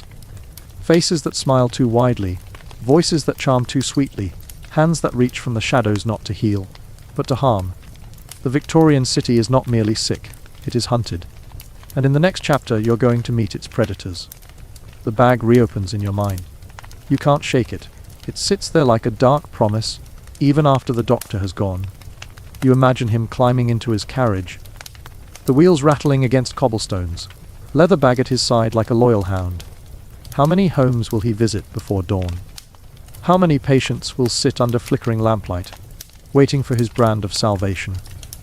And here is the strangest part of all, he believes in it. This is not the cold malice of a killer, this is conviction. His hand shakes as he pours the laudanum, yes, but not from guilt. From nerves, maybe, or from years of sipping his own medicine to quiet his bones. He believes that bleeding, purging, dosing, cutting, these things restore balance. He is not a charlatan. He is a man of science in a world where science is still being invented one painful death at a time. But conviction does not save lives. Take, for instance, smallpox. The scourge of empires, the scarring flame of the skin. Vaccination exists, yes. Edward Jenner has cracked open the secret decades earlier, teaching the world that cowpox could shield against the greater monster. But the practice is crude in the 19th century. A doctor arrives with a lancet, slices a child's arm, and smears a bit of pus from an infected cow, or another child, into the wound. It is a grotesque little ritual, a sharing of fluids that would make any modern germaphobe faint. Sometimes it works. Sometimes it spreads syphilis instead. And the mother weeps with gratitude, whispering prayers that this act of violation will shield her baby from the grave. Or cholera. Oh, cholera, London's favourite summer guest. It sweeps through water like gossip, striking down the poor in clusters, stomachs twisting, bodies shriveling to husks within hours. The doctor arrives, peers at the corpse and shrugs. Bad air. He says, always bad air? Miasma? And he prescribes what? A tonic. A purge sniff of camphor. You can drink every bottle in his bag, and still the pump on Broad Street will continue to gush death. Even childbirth, that most ordinary of ordeals, becomes a death sentence in the doctor's hands. Midwives with their centuries of whispered wisdom are pushed aside in favor of the educated man with the degree. But his education does not include washing his hands. He moves from the morgue, where he slices cadavers for study, straight to the birthing bed. His fingers carry death, invisible yet inexorable, into the bodies of labouring women. They call it childbed fever. Whole wards of mothers die within days of delivery. And when Ignaz Semmelweis suggests hand-washing as the cure, his peers laugh. A gentleman's hands are always clean. To suggest otherwise is an insult. Better the women die than the doctor's pride take a wound. And you, sitting in your time traveller's skin, want to shout. You want to grab the doctor by his starched collar and drag him to a sink. But there is no sink, no soap, no knowledge he will respect. He will shake you off with an indignant huff and carry on, convinced of his righteousness. The doctor's bag grows heavier the more you think on it. Each instrument has a story, a tally of lives ended. That bone saw once removed a leg riddled with gangrene, but it also sliced through healthy bone, because the doctor panicked at a rash. That bottle of laudanum soothed a widow's grief, but it also drowned her infant in eternal sleep. That jar of leeches swelled fat on fevers, but left the patient pale and weaker than before. And yet, here's the bitter twist, sometimes it works. Sometimes the bleeding stops, just enough to reset a body teetering on the edge. Sometimes the purgative clears a poison that would have killed. Sometimes the amputation saves a soldier from rot. And those rare victories shine so brightly in the doctor's memory that they blind him to the graves behind him. He remembers the man who walked again, not the 5 who died screaming. He recalls the child who survived smallpox, not the one who wasted away from syphilis after vaccination. Success is the story he tells himself when he buckles that bag shut. And the world, desperate for hope, believes him. Step outside the surgery now. The city itself is a patient. London coughs black smoke, wheezes with sewage fumes, shivers with epidemics. And who is called to tend it? The doctor, of course. Politicians summon him to parliament hearings, newspapers print his opinions, pamphlets circulate his remedies. He prescribes sanitation like a cure, but in the same breath insists that draining blood will ease a fever. He is both prophet and quack, revered and reviled. And yet, people chase him. They clutch coins in their fists and beg him to visit, to spare a moment, to open that bag and release whatever magic lies inside. The poor scrape together pennies, the rich demand house coals. He cannot keep up. He staggers from home to home, sweat soaking his collar, laudanum in his own veins to push him forward. He is exhausted, addicted, and still they beg. There is something almost tragic about him, isn't there? The man who wanted to heal but killed instead. The priest of progress, sacrificing lives to the altar of ignorance. He is both villain and victim, trapped in his own bag of tricks. But do not pity him too quickly, for there are darker doctors lurking in the alleys. Men who know they kill and enjoy it. Men who sell abortion potions laced with poison. Men who harvest bodies for dissection. Men who whisper cures that are really curses. The doctor's bag can be a shield, but in the wrong hands it becomes a weapon. Consider the resurrection men. By night, they dig up fresh corpses, stiff and pale under the moon. They sell them to medical schools, where eager students dissect under gaslight. And sometimes, the doctor grows impatient waiting for death. Sometimes he pays for bodies still warm. Murder disguised as medicine. The bag grows heavier still. You glance at it one last time. Leather-cracked hinges creaking, smelling faintly of blood and chemicals. You realize that if you fall ill in this city, the doctor may be your only hope. And that hope may kill you faster than the disease. The bag snaps shut in your imagination. A sound final enough to echo. And as it fades, another sound rises, the shuffle of feet, the clink of glass, the laughter too sharp to be friendly. Because medicine is not the only predator here. There are others, human ones, who do not wear white collars or carry bags, but who stalk the streets with equal efficiency. Thieves, killers, con men, predators who see the fog not as danger but as cover. The Victorian city is a labyrinth, and you have wandered into its darker alleys. The doctor was only one test. Now you must face the hunters, and they are waiting for you in the shadows. The fog is alive tonight. It clings to your clothes, curls around your ankles, slithers into your lungs like a damp secret. It blots out the lamps, swallowing the world into a haze where only footsteps remain. You stand still and listen. Someone is walking behind you, or perhaps in front, or both. The fog does not tell you. It only muffles, blurs, deceives. Now, imagine you are a Victorian Londoner in this exact moment. You cannot call an Uber. You cannot shine your iPhone flashlight down the street. All you have is the weak glow of a gas lamp 20 paces away, and your own heartbeat thundering like a drum. This is not weather, this is camouflage. For hunters. They are everywhere. The pickpocket first. Oh, he is an artist.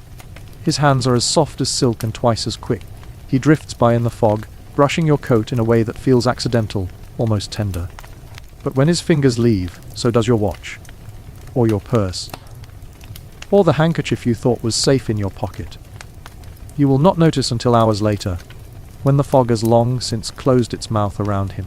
And if you do notice, he will vanish into a crowd of 1,000 ragged boys, each one looking the same. Even if you catch him, the courts may shrug. A few shillings gone. Isn't that the way of the city? But there are worse predators than him. There are the footpads, the muggers who do not bother with silk fingers. They prefer fists, knives, clubs. They wait by the river stairs, where the fog drapes itself thickest, and when you pass, they strike. A quick blow to the skull, a rummage through your coat, and you are left sprawled in the gutter. If you are lucky, you wake in the morning with a headache and empty pockets. If you are not, the river takes you. The Thames swallows many who never meant to swim. Listen closer. The footsteps multiply. Some belong to women. They laugh too brightly, too sharply. Prostitutes working in the fog, beckoning men from taverns, offering warmth against the cold. But warmth comes with risk. Many are desperate, diseased, or in league with those footpads, luring prey into alleyways where knives are already waiting. And yet, how many men stumble willingly into that trap, coats clutched tighter, hearts racing with desire stronger than fear? More than enough. You stumble forward yourself now, guided by instinct. The fog closes behind you. The smell of coal smoke and sewage mixes with something else. Metal iron, sharp and bitter. Blood. You glance sideways and realize you are near Whitechapel. Yes, That Whitechapel, the heart of London's nightmares. And suddenly you know what is lurking here, though you dare not say the name yet. Not yet. The hunters come in many shapes. Some wear rags. Some wear silk hats. Crime in the Victorian city is not a matter of poverty alone, it is a culture.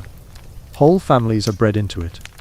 Children as young as 6 are taught to lift coins from gentlemen's pockets, to distract with a cough or a stumble while their older siblings snatch.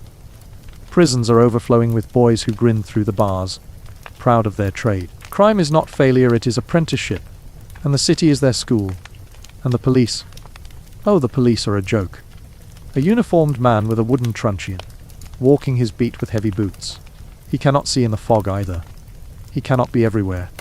And sometimes, just sometimes, he takes a coin from the hunters to look the other way. Justice here is negotiable, especially in the poorer quarters, where survival trumps morality every day of the week. But let us pause, because I can feel you tense. You are listening too hard for those footsteps, aren't you? You are waiting for the knife in your ribs, the hand at your throat. Let me lean in close and tell you a secret. The fog does not just hide criminals. It creates them. Think about it. The city is crowded, filthy, noisy. People are stacked on top of each other like rotten timbers. Jobs are scarce, bread is expensive, gin is cheap. What would you do if your children were starving, your landlord was knocking, and the factory turned you out at 40 because your hands shook? You might pick a pocket too, or worse. And yet amid all this, one name glows red in the fog, like a lantern in blood. You knew we would get here eventually. You have been bracing yourself for it. Yes, Jack. Jack the Ripper. You cannot tell the story of Victorian hunters without him. Though perhaps him is too neat. He, or they, slipped through fog thicker than any London had ever known. 5 women, throats cut, bodies mutilated, all in Whitechapel's poorest streets. The police stumbled blind, newspapers shrieked. Crowds gathered at murder sites with morbid hunger. The hunters had become spectacle. And Jack became legend. Imagine it, you are a woman in Whitechapel in 1888. You have no husband, no money, no safety net. The workhouse is worse than the street, so you take to the fog, offering yourself for pennies. Every step you take is shadowed by whispers. Is the man in the coat following you a client, or is he Jack? Every laugh you hear from the tavern might be his. Every flicker of a match in the alley could light his knife. You walk with terror as constant as your breath, and yet he was never caught, never even identified. The fog kept him, and in keeping him, it gave birth to the greatest boogeyman of Victorian London. Jack was only one predator, but he became the face of them all. The hunters in the fog wore his mask, whether they deserved it or not. But Jack was not alone. The city swarmed with killers who never earned a name in the papers. Babies smothered by desperate mothers, bodies dumped into the river by jealous lovers, brawls that ended with a smashed skull.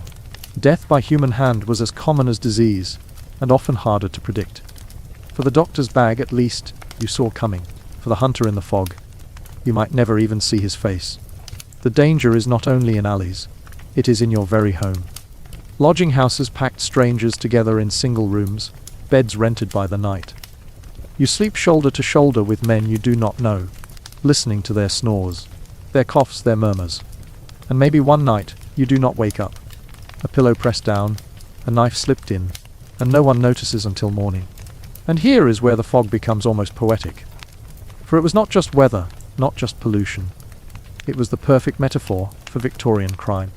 It blurred the line between criminal and victim, between law and lawless. It made everyone anonymous, everyone suspect. And it gave the hunters cover to thrive. Step with me deeper into Whitechapel now.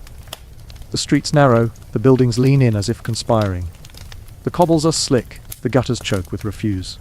Somewhere, a child cries. Somewhere else, a man laughs too loud. And always, the fog presses close. You feel eyes on you but cannot tell from where. You quicken your pace. So do the footsteps behind you. Do you run? If you do, you will look guilty, and the constable may stop you, or worse, ignore you. Do you walk calmly? Then the footsteps keep pace, drawing nearer.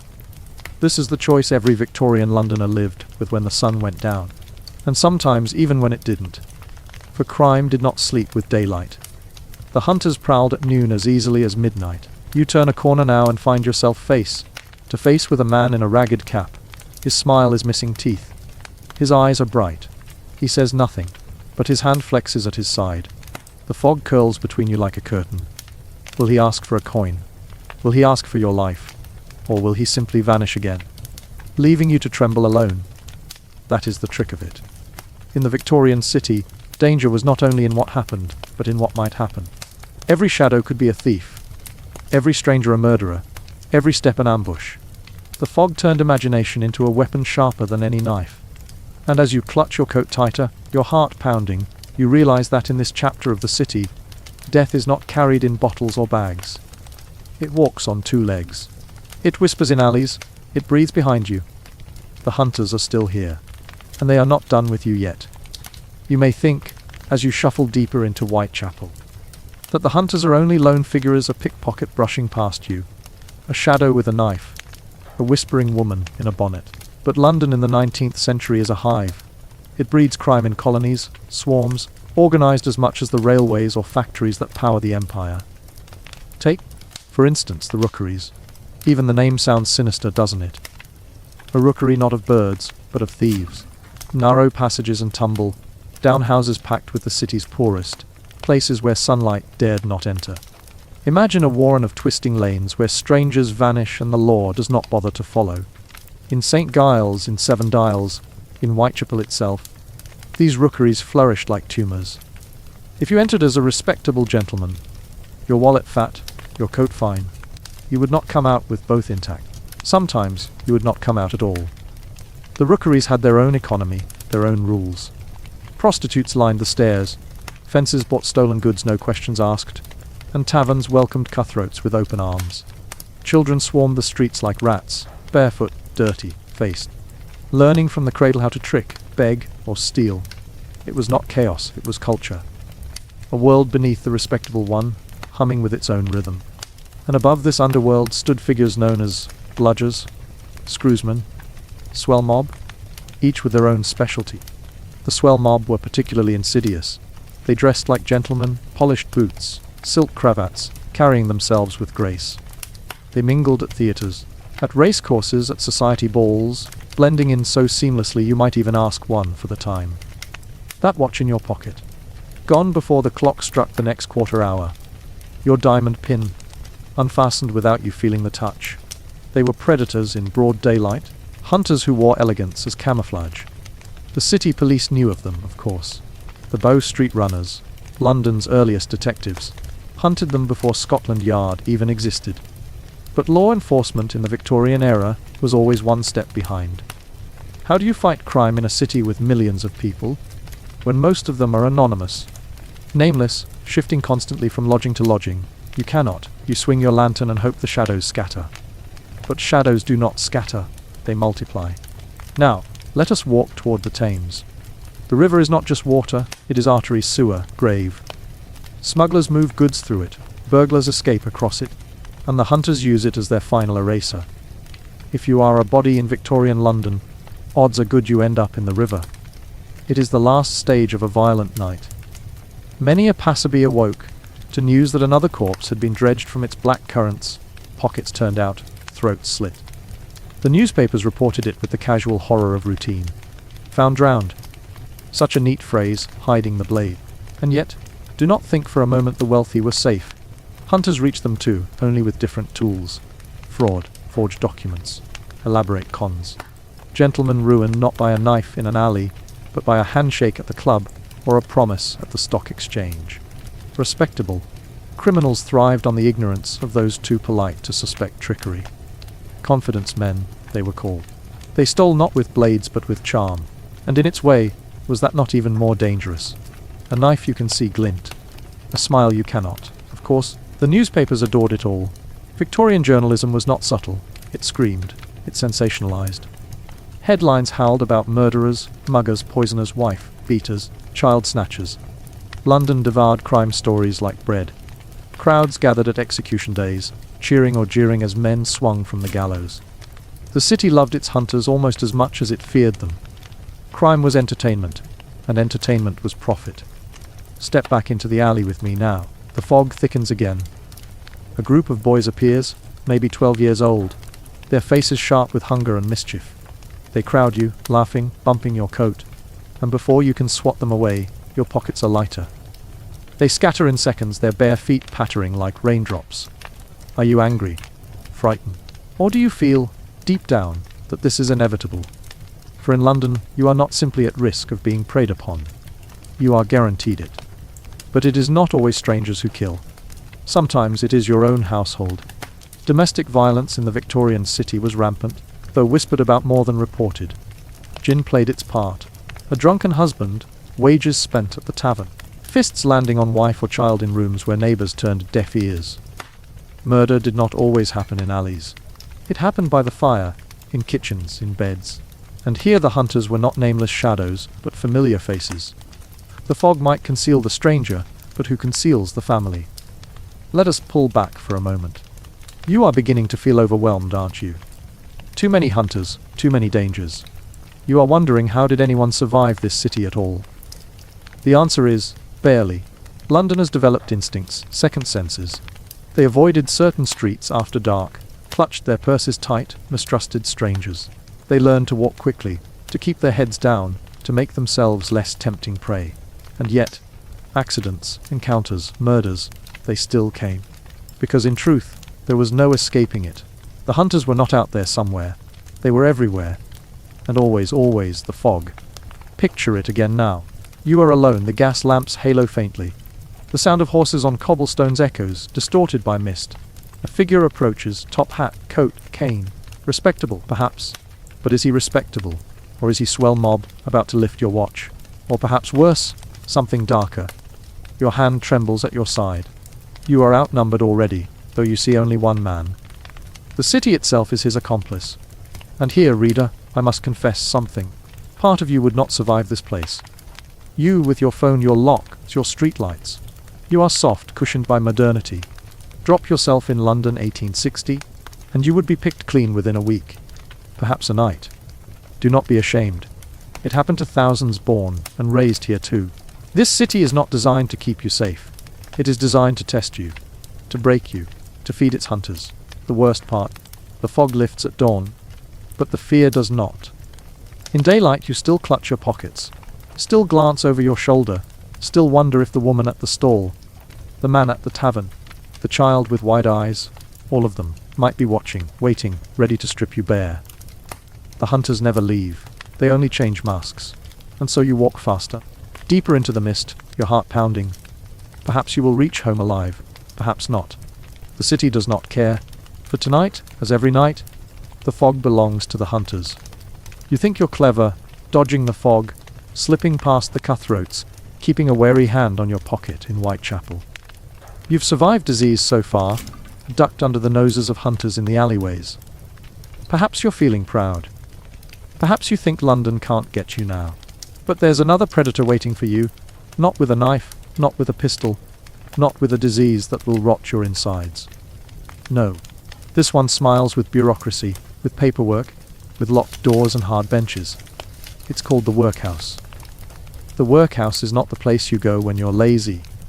That's the comforting lie the Victorians liked to tell themselves as they passed hungry children in the street. No, the workhouse is where you end up when you've tried everything else, when your wages are gone, when your landlord has thrown you into the gutter, when hunger gnaws so deeply that even death looks gentler.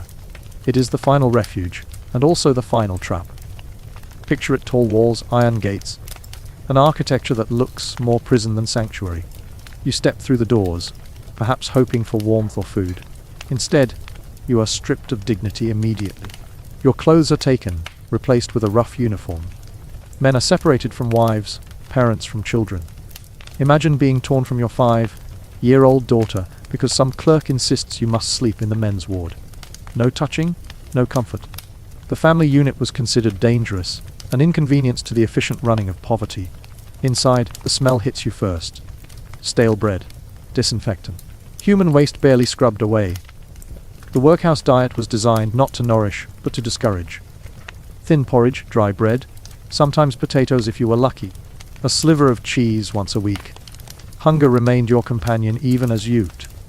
The logic was simply, if the food was too good, people might actually want to stay. Better to make every spoonful an insult. And work. You did not think you'd be idle, did you? The poor must earn their gruel. Men crushed stones, broke bones of animals for fertilizer, picked oakum. Endless fibers of rope plucked apart by bleeding fingers. Women scrubbed, stitched, bent over washtubs until their backs ached. Children too had tasks sweeping, sewing, or carrying water until their arms trembled. None of this labor was useful. Not really. It was punishment disguised as productivity. A way of saying remember your place. You may be wondering how could this kill you? Let me tell you how. Starvation, exhaustion, disease, all bred perfectly within those walls. Typhus swept through crowded wards. Cholera crept in through contaminated water supplies. Tuberculosis, that slow vampire of the lungs, found the perfect feast in underfed bodies coughing into the same stale air. And the death toll, uncountable. For though records were kept, many simply vanished into paupers' graves. Families received no notice, no marker, no ceremony. You died in the workhouse. You were carted off to the cemetery, shoveled under earth with dozens of others, your names swallowed by London's hunger. But beyond the physical killing, there was another sort, the erasure of spirit. The workhouse was designed to break you, to strip away pride, to hammer you into compliance. Even if you survived the food, the labor, the disease, you came out a ghost of yourself. And perhaps that was the true goal, not to kill your body, but to kill the idea that the poor were human beings with worth. Now let us walk through it together. Imagine the ward at night. Dozens of men on rough cots, coughing, turning, scratching lice. The smell of sweat and damp blankets. Somewhere a baby crying in the women's ward, muffled by a matron's scolding voice. Rats scurrying in the walls. You lying on your back, staring at the ceiling, stomach gnawing, bones aching from the day's labor. Outside, the city's fog presses against the windows, but you are locked inside with a worse fog. The suffocating knowledge that escape is nearly impossible, and the cruelest part. To the Victorians, this was mercy. Politicians argued they were saving you from starvation in the streets. Reformers claimed the workhouse was necessary to discourage idleness. They believed hunger was a moral failing, poverty a disease you caught by laziness. And so they built their cura house that fed you just enough to keep breathing while grinding you down to less than human. You may scoff now. You may say, well, at least we don't do that anymore. Don't be too quick. The workhouse, in some form, still lingers. Shelters where food is rationed, prisons where labor serves no purpose, systems that punish the desperate instead of lifting them. London may have changed its nameplates, but the ghost of the workhouse still walks its streets. But you, dear traveller, you must remember in Victorian London, the workhouse is not just a metaphor, it is a place. A building you could stumble toward on a freezing night, driven by hunger, only to discover that what waits inside is not salvation but a slow, suffocating death. And perhaps that is the darkest irony of all, in a city where cholera and crime already stalked you. Sometimes the thing that killed you was the very institution meant to save you. So clutch your coat tighter. Keep walking past those high walls. Do not let the clerks see you. Do not let the matron's eye fall on you. For once you enter, the workhouse does not easily let you leave. And as we slip away, back into the fog, ask yourself, would you rather starve in the street, or starve slowly behind those gates? Which death would you choose? So, you've managed to avoid typhus, skipped the workhouse, and so far, no one has stabbed you in a dark alley. Congratulations. Surely, once you've made it home, drawn the curtains against the London fog, and lit a small candle by your bedside, you're safe, right? Ah, but here's the Victorian twist. The danger doesn't stop at your threshold. Sometimes, the deadliest killers in this city are the ones you willingly bring into your parlour. Poison is the silent assassin of the Victorian household, and it comes disguised as beauty, luxury, and even sweetness on your tongue. Let's start with the wallpaper. Yes, wallpaper. The decorative choice of the upwardly striving middle class. It seems harmless enough. Little green vines curling across the plaster, dainty floral patterns meant to impress the neighbours when they stop by for tea. But that pleasant green shade. It isn't just green, it's arsenic green. Scheele's green, to be precise. A colour so vibrant, so rich, so fashionable that the Victorians slathered it everywhere. On the walls, on curtains, even on children's toys. Now, imagine your cozy sitting room. A coal fire burns, releasing damp warmth. The walls glow with that fashionable emerald hue. But as the heat rises, tiny flecks of arsenic dust flake off and mingle with the air. You breathe it in. Your children breathe it in. You don't know it yet, but the wallpaper itself is slowly unspooling your life like a loose thread. Headaches, vomiting, a strange rash creeping along your skin. Then weakness. And finally, death, delivered by your interior DA core. All for the sake of impressing the Joneses down the street. But perhaps you think, fine, I'll avoid the wallpaper. I'll just enjoy a nice bag of sweets instead. Foolish traveller, sweets are no safer. The Victorian sweet shop, with its glass jars and cheerful colours, is a death trap for the unwary. Candy makers, in their frugal brilliance, discovered that adding cheap fillers like plaster of Paris or chalk could stretch their sugar further. And for that lovely green tint in peppermint lozenges, arsenic again. Children bought a handful of penny sweets, popped them eagerly into their mouths, and sometimes never got up again. Death by candy, a marketing slogan Cadbury wisely avoided. And if you were a woman striding out into society, the poisons followed you still. Dresses dyed with arsenic, laced green fabrics brushed against your skin, leaching poison through sweat and friction. Imagine an evening ball, a room filled with ladies in dazzling gowns, each one trailing invisible clouds of deadly particles with every swirl and turn. Handsome young men press close, compliments on their lips, completely unaware they're inhaling death. There's an old joke that toxic fashion kills. But here in Victorian London, it wasn't just a metaphor, it was Tuesday. Of course, the poisons didn't stop at wallpaper and gowns. Cosmetics promise women a pale, ghostly complexion, the kind so adored in an age where suntans meant labour. The secret ingredient, lead, powder your face enough, and you might glow faintly. Just before your teeth blacken, your hair falls out, and your insides quietly rot. Men weren't immune either. The miracle tonic for hair loss often contained mercury. Nothing says confidence like combing liquid metal into your scalp. And then there were the toys. Imagine being a Victorian child, unwrapping a brightly painted doll or lead soldier at Christmas. The paints shimmer, the colours bright, the surface smooth in your tiny hand. You lick the toy, as children do, and swallow a little piece of your own funeral. Lead poisoning wasn't diagnosed with the same flourish it would be today. Back then, it was simply, the child sickened, the child died, and life went on. The irony, of course, is that Victorians were not ignorant of poison. They were obsessed with it. Poisoning was the true crime sensation of the day, the subject of scandalous trials, whispered gossip, lurid headlines. Arsenic was known as the inheritance powder, beloved of wives hoping to shed inconvenient husbands. Every respectable household kept a bottle of it, not for murder, but for pest control. Rat poison, flypaper, weed killer, all with that same ingredient. It was everywhere, unavoidable, hiding in plain sight. And here's the cruel part. The lines between murder and accident blurred constantly.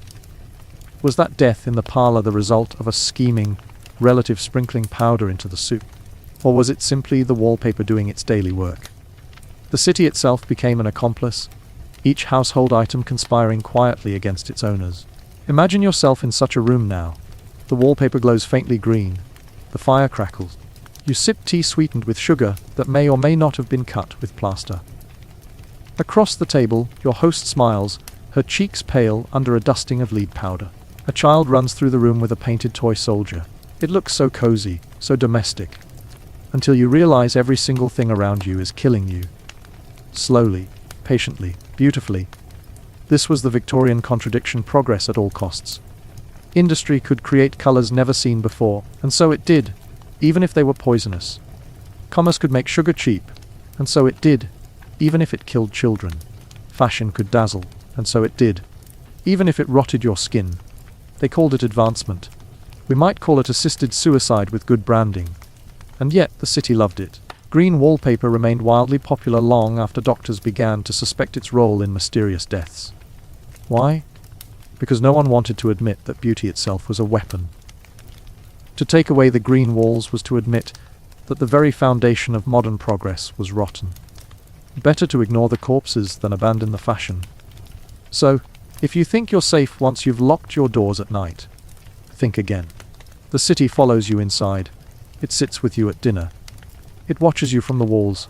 It lingers in your gown, in your makeup, in the sweets you buy for your children.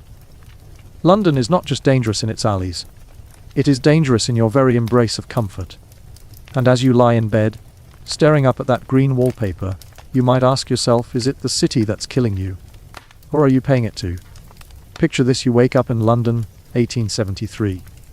Your chest feels heavy, and it's not from the stew you had last night, or from your neighbor's cough echoing through the thin walls. It's from the air itself. You take a breath, and it feels like you've swallowed ashes. You cough, and your handkerchief comes away with a black stain. Congratulations. You haven't even gotten out of bed yet, and already the city has begun eating your lungs from the inside. This is not the poetic fog of Dickens or Sherlock Holmes. It's not the quaint mist you see in old paintings, where Big Ben looms romantically through a golden haze. No, this is the killer known simply as the London fog. And it was no ordinary fog. It was coal smoke, horse dung, industrial soot, and 1,000 other airborne insults woven together into a woolen blanket that smothered the city. Step outside, and your throat tightened. Step outside again tomorrow, and your lungs began to rot. Stay for years, and the smog carved years off your life like a thief in the night. Let me walk you into the streets. It's morning, though you'd hardly know it. The lamps still glow faintly, hilos of orange swallowed by the murk. A milkman stumbles by, his cart barely visible 3 feet away. You hear the horses before you see them, the clop of hooves, followed by the wet slap of manure. Somewhere a woman shouts, muffled by the air. Children cough on the pavement, their voices wheezy and thin. And you, dear traveller, are already regretting the first breath you took. Because coal is king in Victorian London. Everything depends on it: homes warmed by coal fires, factories powered by coal engines, trains huffing clouds of black. It is the heartbeat of industry, the driver of empire, and it fills the sky with poison. Imagine thousands of chimneys vomiting soot into the heavens at once. Imagine those particles sinking, clinging to the damp, curling into a fog that slinks down alleyways and creeps beneath doorframes. That's your sky now. It's not a ceiling of blue. It's a lid of death. The fog had a color, by the way. Sometimes yellow, like rotting parchment. Sometimes brown, thick as gravy. And sometimes greenish, a sickly hue that made the whole city look as though it had drowned in bile. The Victorians even gave it a name. Pea soup fog. Quaint, isn't it? You'd think you were being invited to supper, when in reality you were breathing in the equivalent of a coal mine set ablaze. And people died. Thousands of them. Every year, felled not by daggers or drunken brawls, but by the air they had no choice but to inhale. Old men with lungs like paper bags. Infants who never made it past their first cough. Women gasping in their kitchens, collapsing beside their coal stoves. It was slow violence, the kind that didn't make headlines unless the numbers grew too big to ignore. But sometimes the city made it spectacular. In December of 1873, the fog was so thick that pedestrians drowned in it. Imagine standing on a street corner, unable to see your own hand stretched in front of your face. Horses plunged into the Thames, carts collided, people simply vanished. One man walked straight into a canal and never walked out again. The newspapers wrote about it as though London itself had eaten him. Even indoors, you weren't safe. The fog seeped through cracks in the windows, curled into your parlour, stained your curtains yellow. It settled on food, dusting your bread with grit, seasoning your stew with ash. Your lungs never got a moment's peace. You'd wake with a cough, go to bed with a cough, dream in coughs. And somewhere, deep inside, the soot was writing its name on your tissue, leaving scars you'd carry to the grave. Of course, doctors noticed. They counted the spikes in deaths during foggy weeks: bronchitis, pneumonia, asthma. They gave names to the diseases: fog fever, smoke lung. But what could they do? Tell people to stop burning coal. That was like telling them to stop breathing. Industry needed it. Households needed it. Without coal, London froze. With it, London choked. It was a devil's bargain, and the devil collected daily. And yet, there's something perversely beautiful about it, isn't there? Picture the gas lamps glowing faintly through the haze, their halos blurred into orbs of gold. Lovers walking hand in hand, their outlines dissolving into the fog. Criminals, of course, adored it. Jack the Ripper owes half his reputation to the pea. soup mist that cloaked his murders. The city became a stage for horror, every shadow deepened, every sound magnified. The fog was a murderer's accomplice, hiding bodies as well as intentions. Now, let me pull you closer, whisper something into your ear. You wouldn't last a day here, not a day. Your modern lungs, accustomed to filtered air, would fold within hours. That asthma inhaler in your backpack, useless. Your surgical mask, laughable. You'd breathe in a lungful and spend the rest of your visit doubled over, retching, your throat raw. Victorians survived only because they were hardened from birth, their lungs scarred but adapted. For you, this is not just unpleasant. It is annihilation. And here's the twist they knew. They knew the air was killing them. Satirical prints depicted Londoners walking with handkerchiefs to their faces. Writers compared the city to hell, a place where the very sky punished you for daring to live beneath it. But what was the alternative? Leave London. For most, impossible. To blame Parliament. The men inside were breathing the same yellow air, their speeches echoing through a haze thick enough to blot out the chandeliers. So they carried on, they burned more coal. They blackened more skies. They built an empire under a dome of poison. And slowly, very slowly, the city began to poison them back. You want to know the cruelest part? The fog didn't care who you were. Rich or poor, it wrapped itself around you all the same. Yes, the poor died quicker, their lungs already frail from hunger and cramped housing. But even the wealthy, in their fine townhouses, could not close the windows tight enough to keep it out. The fog was democratic. It killed without prejudice. So, picture your final night in Victorian London. You lie in your bed, the fire in the grate smouldering low. Your curtains glow faintly yellow with the haze that has crept inside. You cough once, twice. You taste metal on your tongue. Your chest feels heavy, like a stone pressed against your ribs. Outside, the lamps glow dim, hollow swallowed whole by the night. Somewhere in the street, a horse collapses with a hollow thud. The city breathes, and you breathe with it. Coal dust, soot, and smoke. And the thought comes to you, just before sleep takes hold. The city isn't killing you at all. You are simply becoming part of it, one breath at a time.